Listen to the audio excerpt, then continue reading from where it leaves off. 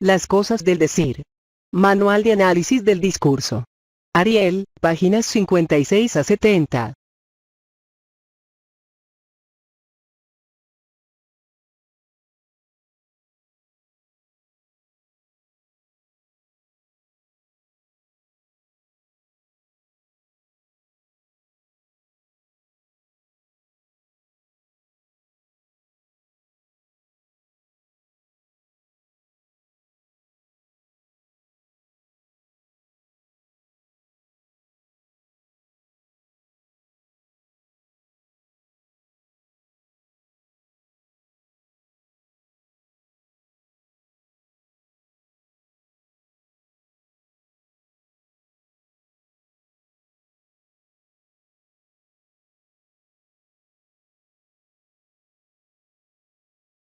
Un valor interactivo a veces crucial. Desatender lo que nos indican esos ruidos, interpretarlos de manera equivocada puede ser fuente de malentendidos o de incomprensiones más globales.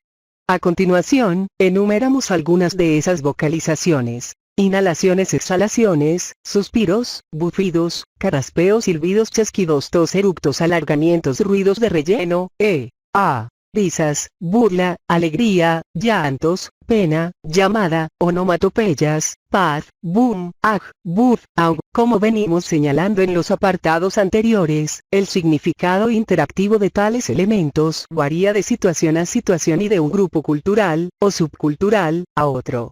Además, lo mismo que ocurre con los elementos proxémicos y cinésicos, se les suele prestar poca atención cuando se analizan las lenguas o cuando, por ejemplo, se enseña una lengua extranjera. Las consecuencias de ese descuido producen una visión parcial y limitada de lo que son los usos comunicativos y pueden inducir a cometer errores de producción y de interpretación a quienes se comunican en una lengua extranjera. 2.8. Características lingüístico-textuales del discurso oral. 2 de agosto de 2001. El nivel fónico. Uno de los primeros aspectos del discurso oral que debe llamar la atención es la variedad en la pronunciación. Cuando se describe el plano fónico de una lengua, se explica sobre todo su sistema fonológico y los alófonos o variantes fonéticas que resultan por contacto de unos sonidos con otros en la tira fónica. Sin embargo, tal como ha mostrado desde hace largo tiempo la dialectología, o como más recientemente se muestra a través de los estudios que se enmarcan en la teoría de la variación, las realizaciones fonéticas están en correlación con variables sociales de todo tipo, y la heterogeneidad en la pronunciación es un hecho insoslayable, como lo es en los otros planos de análisis de la lengua. Básicamente se habla de 4 tipos de variedades. 1. Variedad dialectal, geográfica o diatópica, dialectos geográficos. 2. Variedad social o diastrática, dialectos sociales o sociolectos. 3. Variedad situacional, funcional o diafásica, registros. 4. Variedad individual o estilo, idiolecto. Cada una de las variedades se caracteriza por unos rasgos fonéticos, además de otros léxicos y algunos morfosintácticos. Pero, así como la escritura, por su propia naturaleza, véase el capítulo siguiente, es neutra respecto al nivel fónico, el habla nos informa sobre características psicosociales y culturales, sobre el origen geográfico, sobre el origen social, sobre elementos de la situación o sobre algunas características personales. De hecho, cuando una persona se dispone a hablar, necesariamente tiene que elegir entre su repertorio fonético, y el resultado será una forma de pronunciación más o menos neutra, más o menos marcada, pero siempre con una carga de significado sociocultural. La manera de pronunciar genera actitudes hacia los hablantes, actitudes positivas o negativas que pueden derivar o provenir de prejuicios o de estereotipos. Así, podemos oír que alguien dice que tales personas se comen las letras y hablan mal, aunque su forma de pronunciar sea la que corresponde a la mayoría de la población. Sobre el tema de los prejuicios lingüísticos, véase Tucson, 1988, o que otras hablan bien porque pronuncian todas las letras. Ya Rosenblatt, 1964, discutió ampliamente el efecto fetichista de la escritura sobre lo que se considera correcto o incorrecto en la pronunciación. Respecto a las diferencias fonéticas entre los hispanohablantes se ha escrito mucho, especialmente en el ámbito de la dialectología geográfica. Actualmente, para el español, se aceptan dos normas, la septentrional y la meridional o atlántica, Alarcos, 1994. Pero tal como señala críticamente Vera, al margen de buenas intenciones, lo cierto es que, en lo que se refiere a la fonología, la norma académica no acepta de esas llamadas modalidades atlánticas, andaluza, canaria, y variedades hispanoamericanas, más que dos fenómenos alternativos a la pronunciación oficial minoritaria, ceseo y yeísmo, entre los demás rasgos específicos, geográficamente extensos, que caracterizan el habla culta y prestigiada de la mayoría de los usuarios del idioma. Y es que, en lo esencial, y al margen de que pueda ser otro el concepto de normalidad con que se trabaja, sigue siendo válido para la norma oficial el criterio de P. Navarro, 1918, p. 8, que establece como norma general de buena pronunciación la que se usa corrientemente en Castilla en la conversación de las personas ilustradas. Vera Hidalgo, 1997. 11. De hecho, el concepto de norma lingüística, que se puede aplicar con poca discusión a la escritura, resulta objeto de debate cuando se refiere a la pronunciación. Rosenblatt ha señalado en múltiples ocasiones, véase, a modo de ejemplo, Rosenblatt, 1962, 1964 y 1967, las dificultades que entraña decidir cuál es la pronunciación correcta. Como no puede extrañar, esas opciones se toman de acuerdo con determinados centros de decisión cultural o política no exentos de opciones ideológicas más o menos elitistas.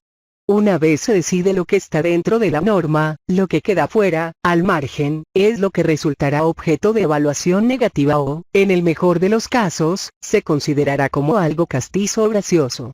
Sin embargo, una misma persona, dependiendo del evento comunicativo, de sus intenciones o finalidades, del tono de la interacción, por ejemplo, puede optar, con mayor o menor control consciente, por un tipo de pronunciación más relajado o más cuidado, o puede cambiar de acento al cambiar de actividad comunicativa, por ejemplo, para pasar de una exposición seria a un relato gracioso. Ahora bien, no todas las personas tienen las mismas posibilidades de cambiar de variedad, ya que no todas, como decíamos antes, véase el 2, 4, tienen el mismo acceso a los bienes lingüísticos. La prosodía, entonación, intensidad, ritmo, constituye otro de los aspectos específicos de la oralidad y de gran interés por su productividad comunicativa. Utilizamos la entonación para organizar la información, tanto por su función sintáctica para señalar la modalidad oracional, enunciativa, interrogativa, exclamativa, como por su función enfática y modalizadora, ya que nos permite marcar el foco temático o destacar determinados elementos estructurales. Hidalgo, 1997. En lenguas como el español, llamadas de acento libre, la intensidad, además de distinguir significados, las distinciones entre célebre barra célebre o vera barra vera son ejemplos típicos, sirve, también, como en el caso de la entonación, para marcar énfasis, puesto que una mayor intensidad articulatoria se suele corresponder con el foco informativo, por ejemplo. También el ritmo, en el interior de los grupos tonales o la presencia barra ausencia de pausas más o menos largas entre lo que serían grupos canónicos tiene funciones sintácticas y, además, nos sirve para señalar e interpretar actitudes. Por ejemplo, un ritmo rápido se asocia con un cierto estado de nerviosismo, mientras que un ritmo lento se asocia con un estado más relajado, más seguro. Además de la función convencional para separar grupos tónicos, las pausas se utilizan con valor enfático. En ese sentido, funcionan como recursos para crear expectación o para marcar quién tiene el poder. Por ejemplo, en una clase el profesor puede utilizarlas para hacer callar, o un político puede utilizarlas en su discurso para señalar que controla el tiempo. Por ello, las pausas y los silencios pueden servir de pistas para descubrir relaciones de poder. En un examen oral, por ejemplo, no es lo mismo si calla quien examina o la persona examinada. 2 de agosto de 2002. El nivel morfosintáctico. En el discurso oral, la complejidad sintáctica puede ser mayor o menor según el tipo de evento de que se trate.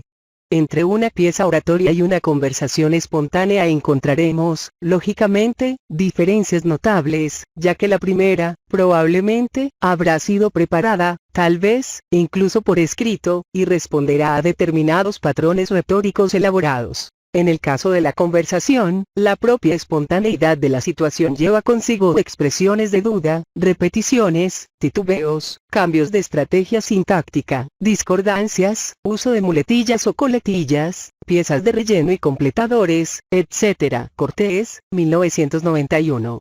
Debido a la copresencia de los interlocutores y al hecho de que comparten una localización espacial y temporal, es muy común y característico el uso de elementos deícticos. La deixis persona, espacial, temporal y social, véanse los capítulos 4, 5 y 6, permiten referirse a esos parámetros contextuales e ir construyendo cooperativamente el marco en el que se desarrolla el evento. En general, puesto que se tiende a facilitar la comprensión por parte de la audiencia, en las formas más comunes y habituales de discurso oral, se tiende al uso abundante de la yuxtaposición y la coordinación para relacionar oraciones y a un menor uso de nexos de subordinación. El orden de las palabras sirve en muchos casos para señalar el foco informativo. En efecto, el fenómeno conocido como tematización consiste precisamente en alterar el orden canónico de sujeto-verbo-objeto y colocar al inicio el elemento que se quiere resaltar, independientemente de la función sintáctica que desempeñe y, muy a menudo, ese elemento se pronuncia con mayor intensidad y se separa del resto por una pequeña pausa. A la Carmen, y yo no la puedo ni ver. Barra invertida. La selección sintáctica también sirve como marcador de la variedad funcional o registro que se utiliza. En general, se puede decir que a menor complejidad sintáctica se corresponde un registro más coloquial y a mayor complejidad sintáctica, un registro más formal o culto, véase el capítulo 11. Dado el grado de imprevisibilidad y de improvisación característico del discurso oral, es común que quien habla modalice muy a menudo aquello que dice, ya sea para mostrar duda o seguridad, o para señalar su actitud respecto al contenido de sus palabras. Expresiones del tipo yo creo, yo diría, a mí me parece, no sé tú qué pensarás, pero yo, también la utilización del condicional, de la modalidad interrogativa o de marcadores de aspecto sirven a esos fines. Del mismo modo, la apelación al otro, la demanda de validación o evaluación de lo que estamos diciendo o el uso de retroalimentadores se usan con fines claramente interactivos, es Schifrin, 1987. En la intersección entre las vocalizaciones, el léxico y la morfosintaxis se observa el uso de expresiones que muestran la aptitud y que tienen unas funciones modalizadoras, interactivas y expresivas muy evidentes. El estudio de la sintaxis de la lengua oral a partir de documentos auténticos transcritos está desarrollándose cada vez más dentro de la corriente denominada pragmática lingüística o pragmagramática. Véanse, a modo de ejemplo, los trabajos realizados por Vigara, 1980, 1992. Cortés, 1991, 1992, 1994. Gallardo, 1996, 1998, y los ya citados de Bris y sus colaboradores, en lo que se refiere al español. Sin duda, los resultados de esos estudios serán de un valor incalculable para entender más y mejor lo que son las lenguas. 2 de agosto de 2003. El nivel léxico. Tradicionalmente, el léxico ha sido el plano lingüístico que se ha puesto más en relación con factores culturales, debido a que las palabras sirven para nombrar aquello que se considera parte del conjunto de valores, creencias, objetos, actividades y personas que configuran una cultura. En efecto, si repasamos el origen del léxico de la lengua española, aprenderemos mucho sobre los diferentes pueblos que han entrado en contacto, más o menos forzoso o de buen grado, a lo largo de la historia. El tipo de préstamos de otras lenguas nos hablarán de las esferas de actividades que influyeron de unos pueblos a otros, etc. Desde el punto de vista del discurso oral y dependiendo del evento, la variación léxica sirve para marcar el registro, el tono de la interacción, las finalidades que se pretenden conseguir, a la vez que puede ser una indicadora de características socioculturales de los participantes. Podemos hablar de un léxico más o menos culto, cuidado, técnico jergal, relajado, común, formal, barrio bajero, marginal, argot, etc. El léxico está, así pues, en estrecha relación con la diversidad sociocultural en el seno de una misma cultura.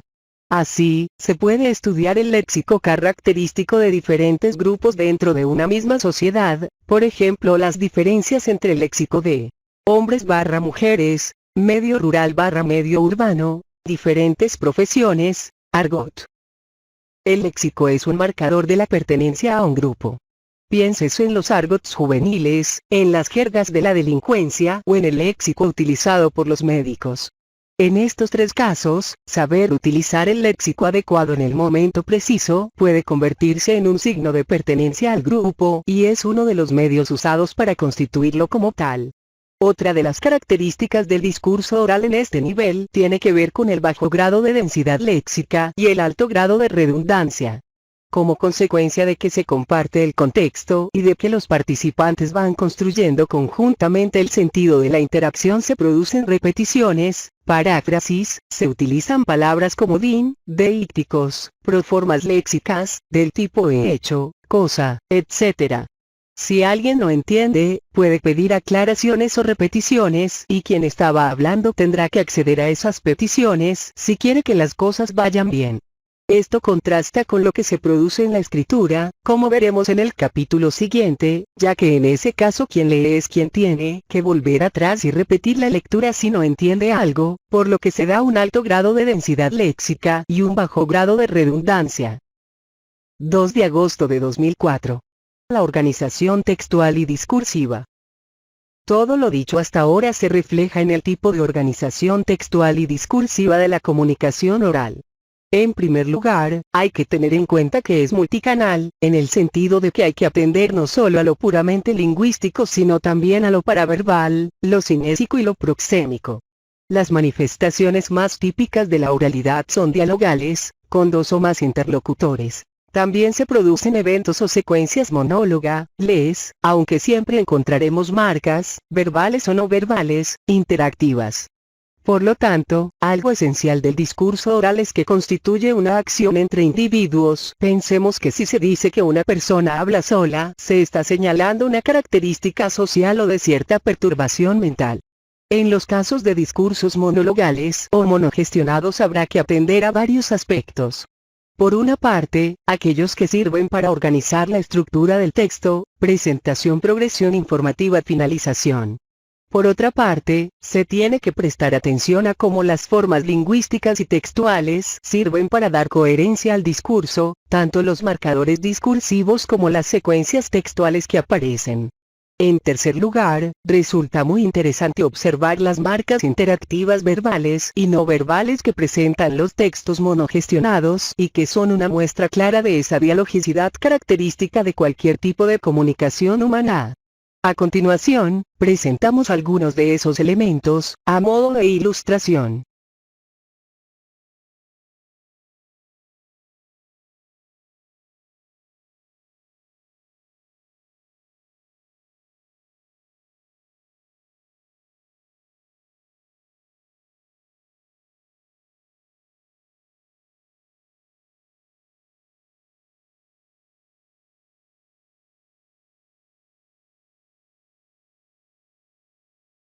Finalmente, es importante observar el tipo de escenario en que se produce el monólogo, es decir, la localización espacial y temporal, su organización interna y su significación sociocultural. El ejemplo que proponemos a continuación es el inicio de un noticiario, un ejemplo paradigmático de discurso monologal y monogestionado, ya que la audiencia no está presente en el estudio de televisión y no tiene posibilidad de intervenir. Aún así, existen claras marcas interactivas, líneas 2, 7, 9, 24, y coloquiales. Aquí solo señalamos las marcas verbales con negrita. La manera en que comienza LM, el locutor, después de saludar es un ejemplo de apelación al conocimiento compartido, ya que se supone que la audiencia sabe a qué se refiere cuando dice no hay explicaciones ni dimisiones. frente a un discurso monologal realizado por un profesional de la palabra, experto y que seguramente se apoya en algún tipo de documento escrito, obsérvese ahora el inicio de una exposición oral realizada por un estudiante de primer curso de universidad. 1.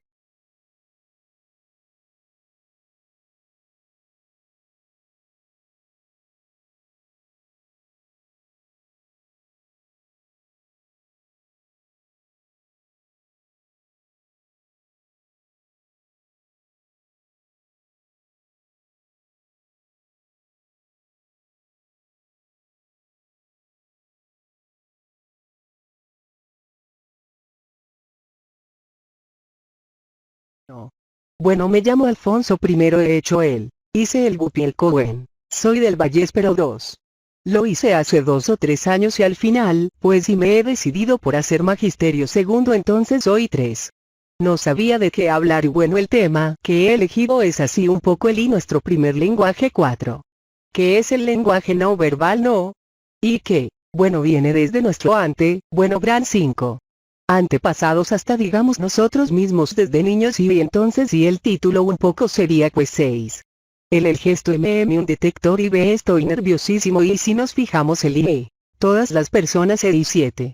Se manifiestan bueno mediante continuos gestos mímicas y toda esta serie de gestos y actitudes 8. Dan a nuestro interlocutor una gran cantidad de conocimiento respecto a nosotros. Segundo, más adelante, un poco más tranquilo, Alfonso empieza a conectar mucho más con la audiencia, formada por su profesora y sus compañeros y sus compañeras, a través de diferentes recursos. Aún así, se pueden observar sus dificultades para crear un texto oral formal en diferentes aspectos.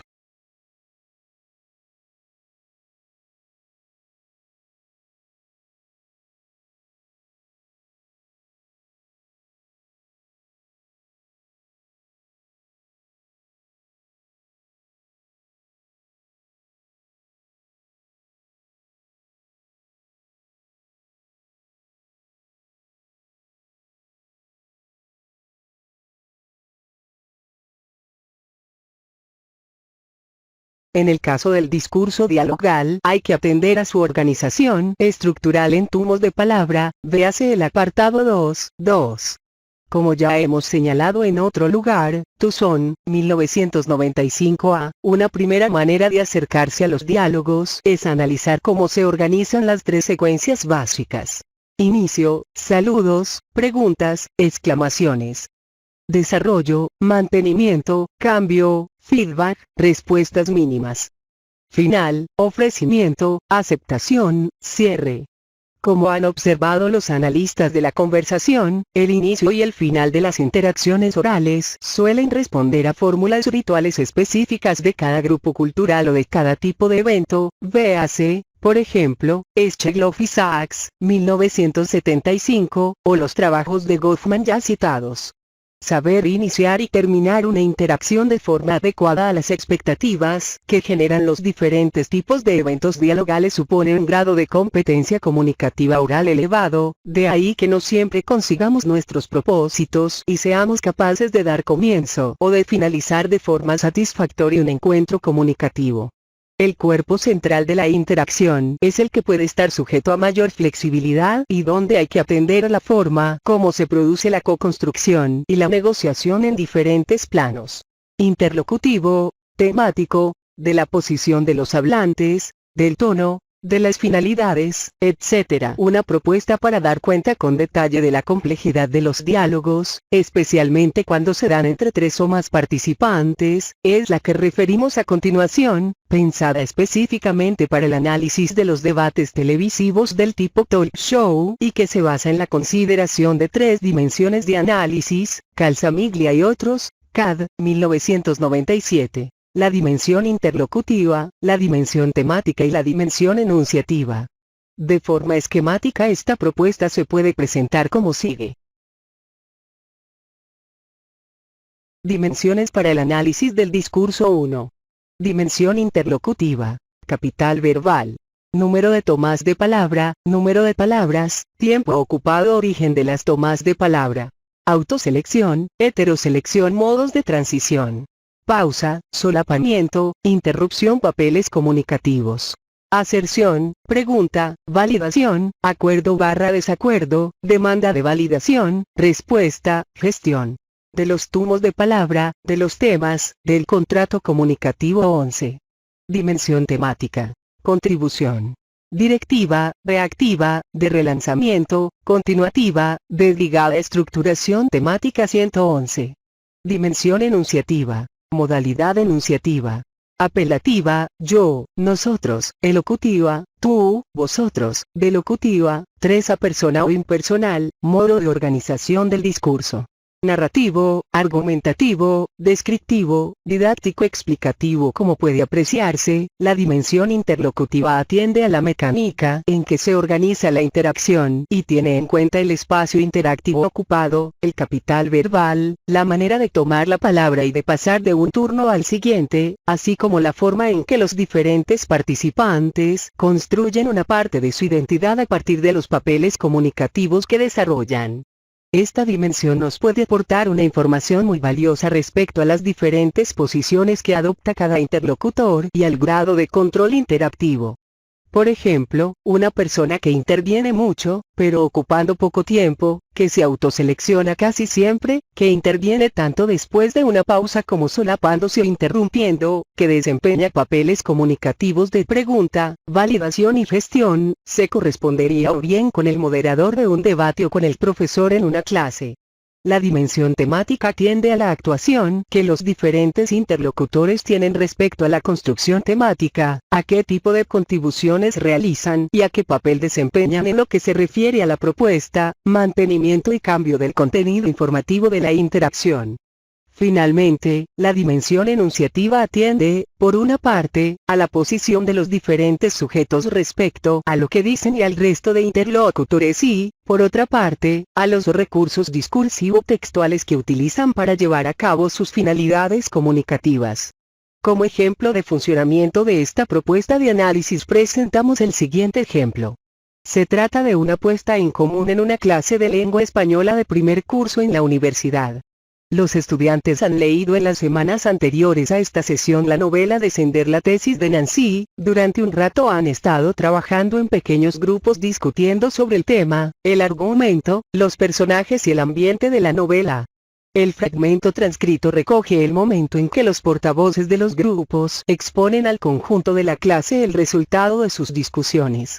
La profesora, P., se va acercando a los diferentes grupos con la grabadora en la mano, la inicial y el número detrás corresponde a los y las diferentes estudiantes que intervienen.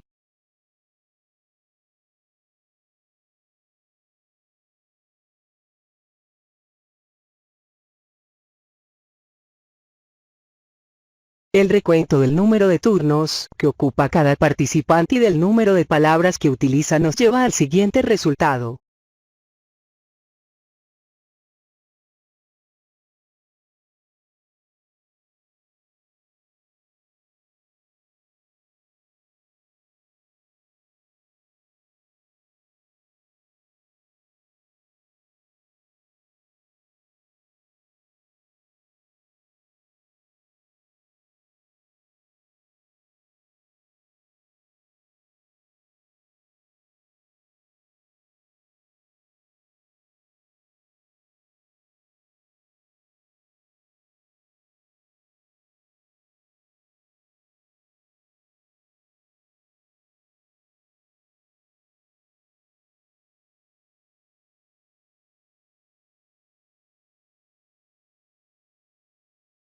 Como puede observarse, la profesora es, con mucho, quien más veces toma la palabra. Ahora bien, el espacio que ocupa el número de palabras supone un contrapeso a ese primer resultado, es decir, interviene muchas veces, pero hablando poco cada vez. Por su parte, cada estudiante interviene pocas veces, pero con intervenciones relativamente largas. En cuanto a los papeles comunicativos, el contraste entre lo que hacen la profesora y los estudiantes cuando hablan es altamente significativo. La profesora, pregunta, sanciona positiva o negativamente, corrige, ordena. Es decir, gestiona los tumos, los temas, los contenidos y evalúa.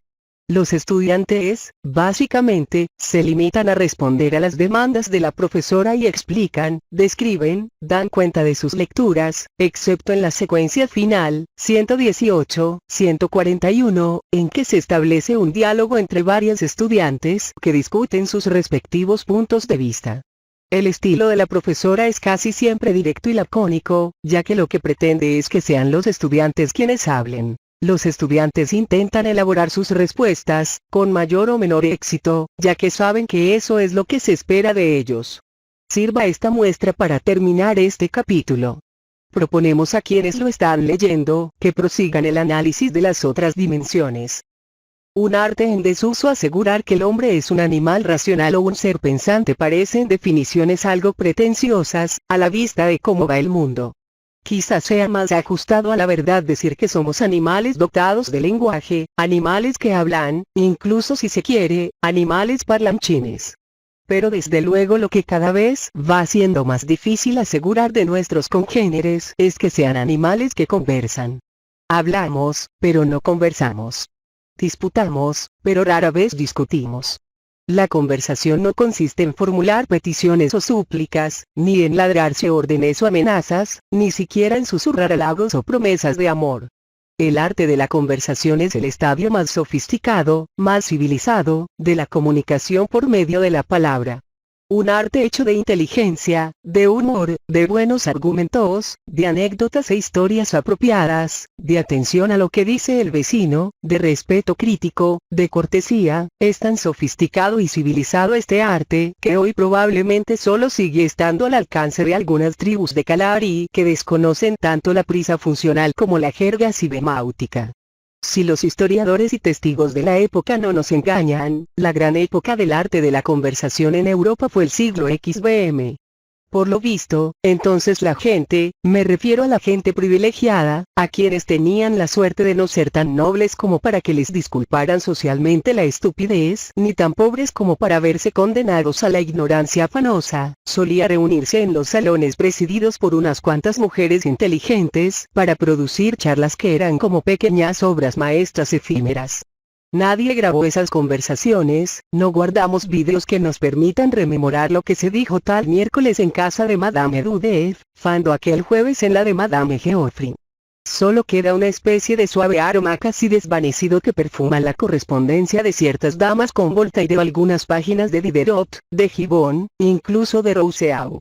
La fragancia de unas palabras que no eran meras herramientas, sino arte para disfrutar mejor y a vida. Me viene esta nostalgia de lo que no he conocido, leyendo el delicioso ensayito sobre la conversación, que escribió el abate André Morellet como comentario a otro anterior y no menos perspicaz de Jonathan Swift, Rivages Payot, París.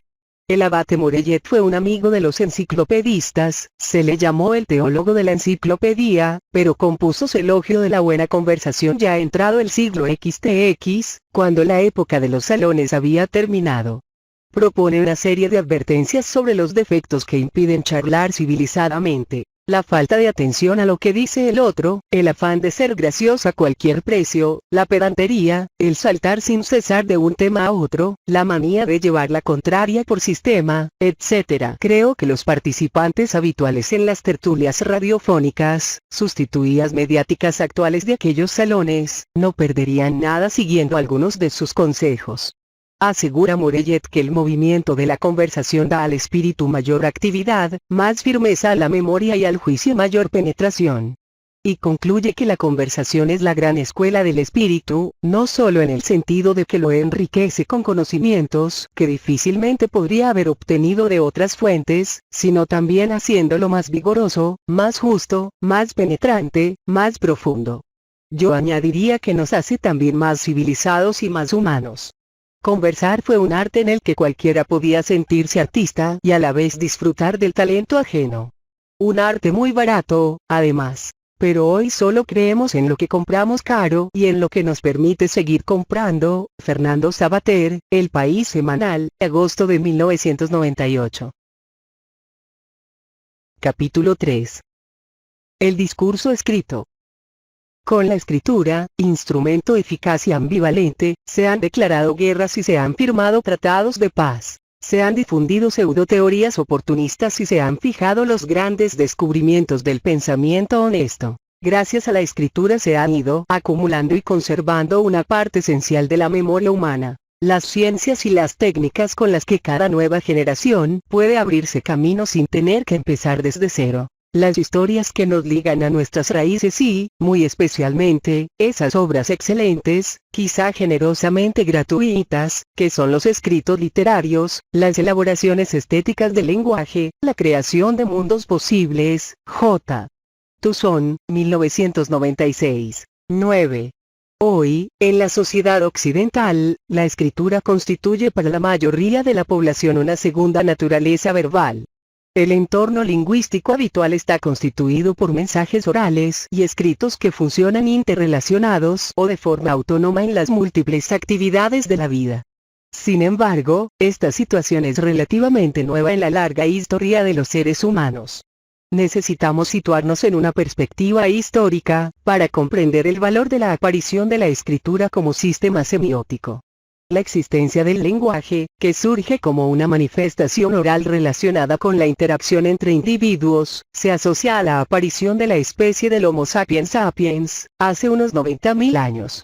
Los paleontólogos, a partir de la estructura facial y laríngea y de otros rasgos observados en los restos humanos encontrados, aventuran hipótesis y discuten sobre la posibilidad de la existencia de un lenguaje, más o menos rudimentario, que se puede retrotraer a hace 1 millón de años.